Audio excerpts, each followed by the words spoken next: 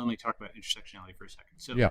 um, so the section you're referring to in the book is where, I was talking to someone about SF, and I realized that uh, some people are patriotic about their city, others about their country, others about their company, still others about their cryptocurrency. So Right.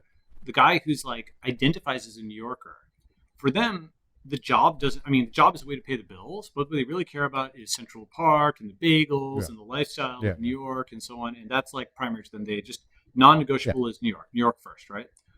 Then there's somebody who doesn't care that much to say about their city, but they really care about their country. They're a patriot. Hmm. They fly the flag. Yeah. They have Independence Day. They've got generations they serve in the military or something like that, right? They're a Right. patriot. Okay. Then there's folks in tech who often identify very much with their company. This is the thing I founded. This is my baby. I'm building this, and so on and so forth. The country is a parameter because they've got a multinational if it's successful, and they're in many different jurisdictions. The city is also a parameter because they might have to hop city to city. I'm based here today. I'm based there today, right? But the company is their constant. That's the thing they really truly care about. And then finally, you have folks nowadays who identify with their cryptocurrency, right? They Hmm. actually, like Bitcoin maximalists, will hate Yeah. many companies, and they're internationalists, and they certainly don't have that much affection for the city, but they are Bitcoin only, right? Cryptocurrency. Right.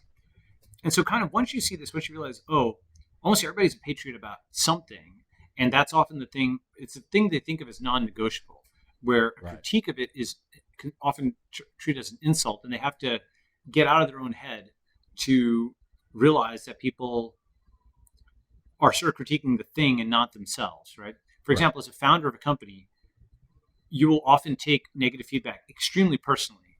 And what you have to do is, once you kind of get older, you realize, okay, it's basically like in the same way you see a product that you don't like, you say it sucks.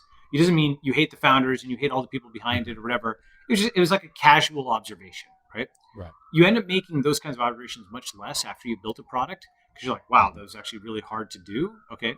And what you also do is you write down those comments, or you have somebody else write them down, and they filter out all the negative adjectives and they try to turn them into bugs. And what you often find is somebody who is negative about something isn't really that negative. They just want to fix something. They tried to use it Right. and it didn't work, and then they want you to fix something. Okay. So coming back up, basically, once you realize that people are patriotic about something, you can marry this to the concept of the identity stack, which is, what is your top level identity? That's say when you describe yourself to others, to yourself, to on forums, whatever. Are you an American? Are you a New Yorker? Are you And a in a Googler? particularly sad but illustrative example, you talked about a Twitter bio for a guy named Jim, Yes. who's a Steeler fan. It's like basically a Pittsburgh Steeler fan. Yes. It's like his highest level identity. That's right. And that's what people used to do in like the Yeah. 2000s or what have you. And Right. now they've switched it to like, more ideological and tribal. Pound BLM, Yeah. pound BTC, pound this, pound that. Right. And what that is something where people will attack somebody over their Twitter bio, not infrequently. You'll comment, Right. they'll be like, oh, dumb name, bunch of numbers or something like that. Yeah. Yeah. And so what that means is whatever you put in your identity, people are forced to deliver. They've chosen it, and they're forced to deliver repeated apologetics for that identity.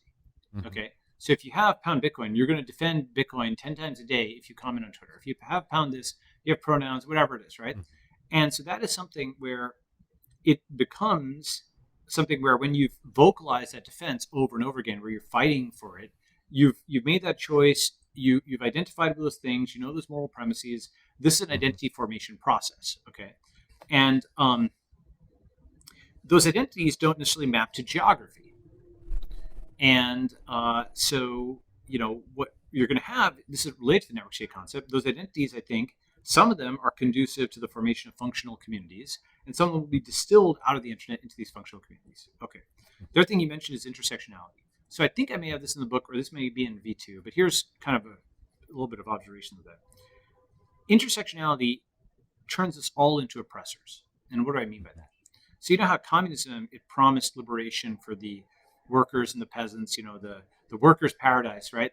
And actually delivered them into slavery, right? They, communism was a gulag. The Trotsky's White Sea Labor Canal, people had to dig a canal with their fingers till they froze off, and then they just shot them, So it was absolutely not better than what they had before. It was far, far, far worse. but it was justified in the name of the workers and the peasants forever, for 70 years, Hmm. right? This totalitarian state.